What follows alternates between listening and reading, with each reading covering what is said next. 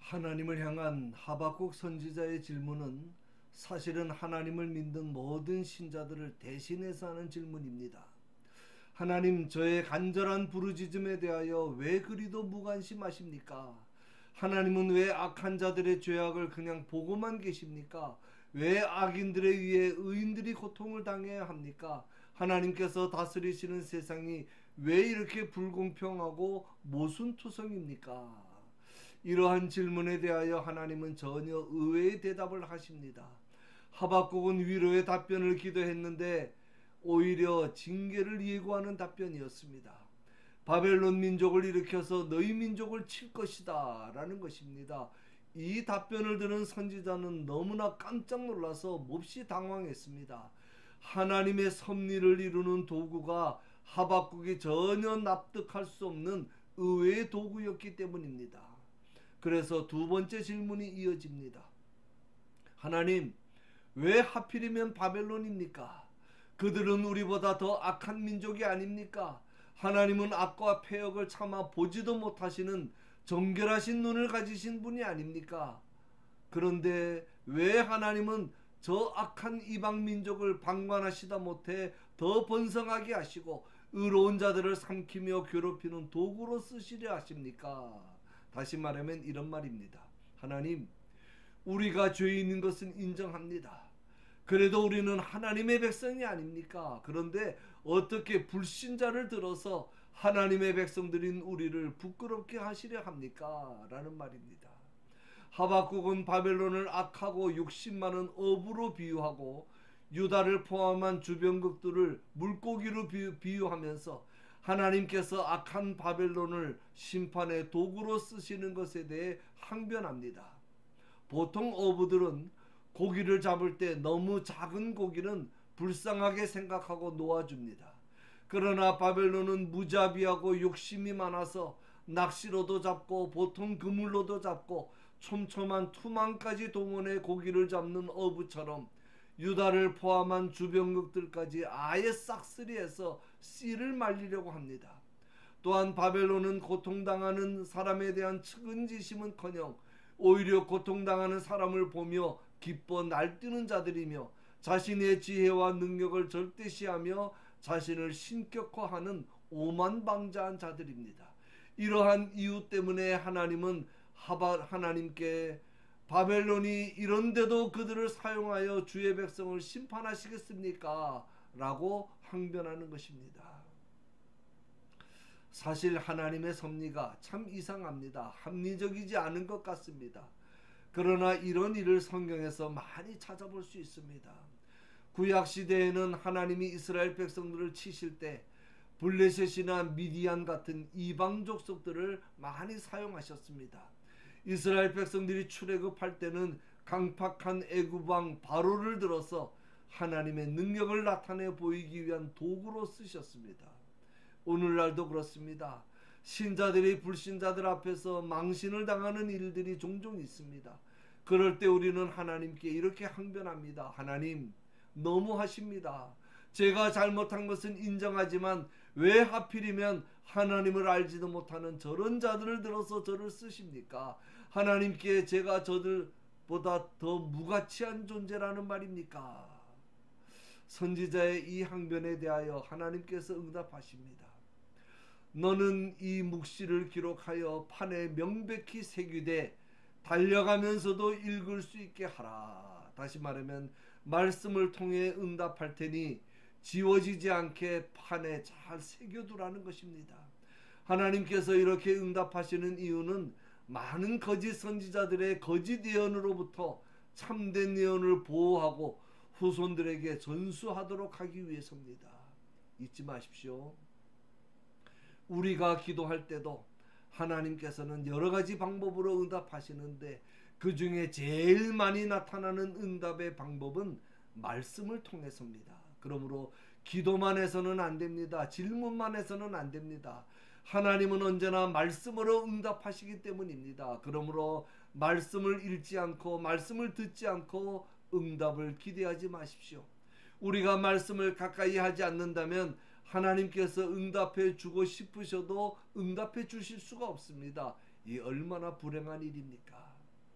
하나님께서 하박국 선지자에게 응답해 주신 말씀의 내용은 바벨론은 단지 잠깐 쓰는 도구일 뿐 그들의 종말은 정한 때가 있고 그 종말은 속히 이를 것이고 반드시 망할 것이라고 하는 말씀입니다.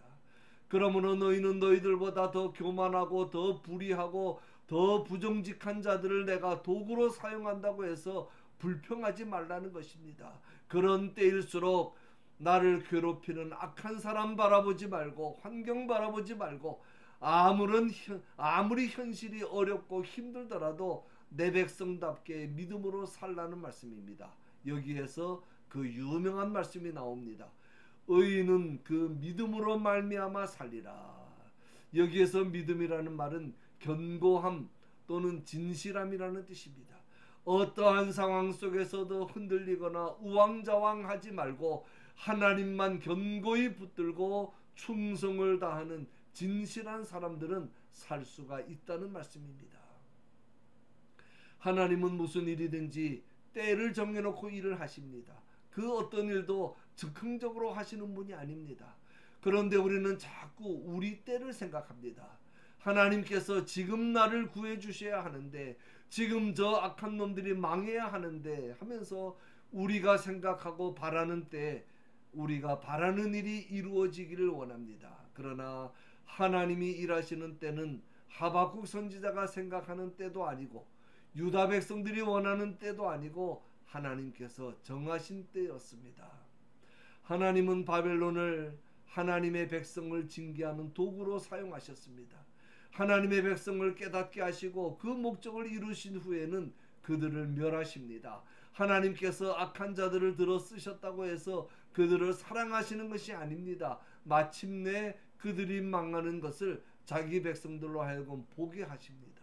그래서 하나님은 바벨론의 멸망을 확증시켜 주시기 위해서 화 있을진저라는 말을 연거푸 5차례나 반복하면서 바벨론이 멸망할 수밖에 없는 이유를 말씀해 주십니다. 첫째로 바벨론은 부정축제를 했기 때문입니다. 돈 버는 일을 위해서 수단 방법 가리지 않았습니다. 고리대금으로 가난한 자들을 무자비하게 착취하고 남의 피를 흘려서라도 노략질을 했습니다.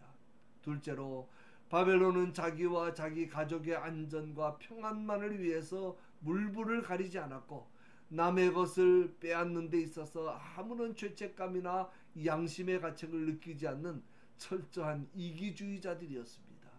셋째로 바벨론은 자신의 권력으로 약자들을 압제하는 폭력적인 자들이었습니다. 넷째로 바벨론은 자신의 포악한 범죄에 이웃을 끌어들여 죄를 짓게 만들고 결국은 함께 멸망하도록 만들었습니다. 다섯째로 바벨론은 우상을 숭배하고 의지했기 때문입니다. 우상은 자신을 섬기는 자에게 아무런 유익도 주지 못하고 생기도 없습니다. 마지막에 이 말씀을 하시는 이유는 민족의 흥망성쇠는 여호와 하나님께 달렸다는 것을 말씀하기 위해서입니다. 그동안 말씀한 바벨론이 망할 수밖에 없는 이유의 분명한 결론입니다. 한마디로 바벨론은 자신들을 도울 수 없는 우상을 섬겼으니 망하지 않겠느냐라는 말씀입니다. 그러니 하박국 너는 바벨론의 운명에 대하여 불만을 품지도 말고 의문도 품지 말아라. 바벨론은 머지않아 반드시 망한다. 그런 뜻입니다. 결론입니다. 혹시 우리의 생활 속에도 억울함이 있고 기도가 응답되지 아니하므로 답답함이 있다 할지라도 낙심하지 말고 기다릴 수 있기를 바랍니다. 기도 응답 늦는다고 믿음이 떨어져서는 안 됩니다. 기도 응답 늦는다고 기도를 포기해서도 안 됩니다. 간혹 우리가 악인들로 인하여 수치와 고통을 당할 때 하나님 앞에 겸손히 엎드려 그 고통과 징계의 의미를 찾아보시기 바랍니다. 절대로 소망을 잃지 말고 인내함으로 하나님의 응답을 기다리시기 바랍니다. 의인이 억울함을 당할지라도 그것은 하나의 과정일 뿐 결과는 아닙니다. 결과는 로마서 8장 28절 말씀처럼 하나님을 사랑하는 자 곧 그 뜻대로 부르심을 입은 자들에게는 모든 것이 합력하여 선을 이루는 것입니다. 이 약속 굳게 믿고 주님 안에서 늘 넉넉히 승리하시는 축복된 삶을 살아가시는 저와 여러분이 되시기를 주님의 이름으로 간절히 축원합니다.